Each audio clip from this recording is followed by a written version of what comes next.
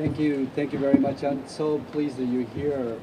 It's such an important day in the history of this country. The more I think about Berkeley as it relates to the military and the veterans, not less than a year ago, we had probably 30 veterans throughout the system. We now have over 300.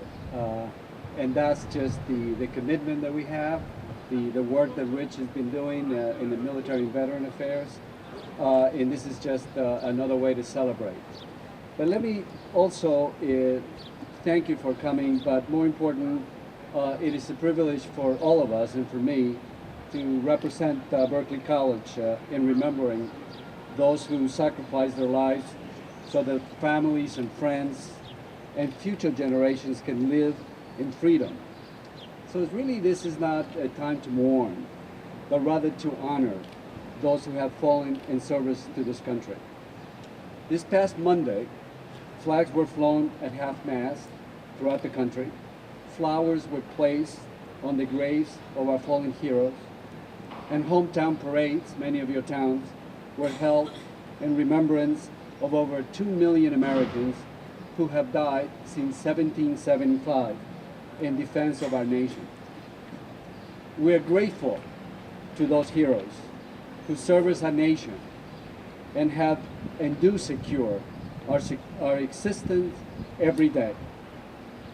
Now, in the spirit of Berkeley as an institution of teaching and learning, I'd like to share with you a bit more about the history of Memorial Day.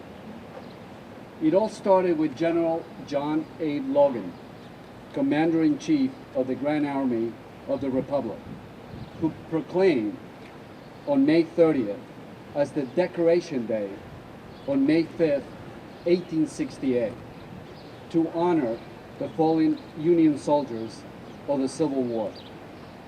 It was not until 1971 that the federal government designated the last Monday in May as Memorial Day. General George S. Patton once said, "It is foolish and wrong to mourn the men who died. Rather, we should thank God that such men live." And today, again, is an opportunity to share with our children, our students, our friends, our colleagues, that the heroes that we remember and honor today are the soul and the spirit of those that have protected us and kept Americans strong for over 200 years. In the name of Berkeley College and all of us gathered here today, I offer thanks to those who gave us freedom and who are being honored and remembered today. I would like to close with another quote, this one from President Ronald Reagan in a speech that he made in 1985, given at Arlington Cemetery in Virginia.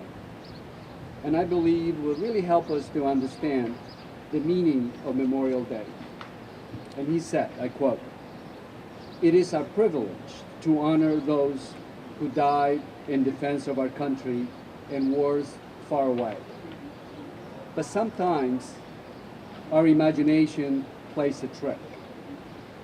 We see the soldiers in our mind as old and wise. We see them as sometimes like founding fathers, wise, gray hair. But most of them were boys when they died. They gave up two lives. The one they were living and the one they would have lived. When they died, they gave the chance to be husbands, fathers, and grandfathers. They gave up their chance to be revered as old men. They gave up everything for the country, for us, and all we can do today is to remember them. Thank you, and God bless America.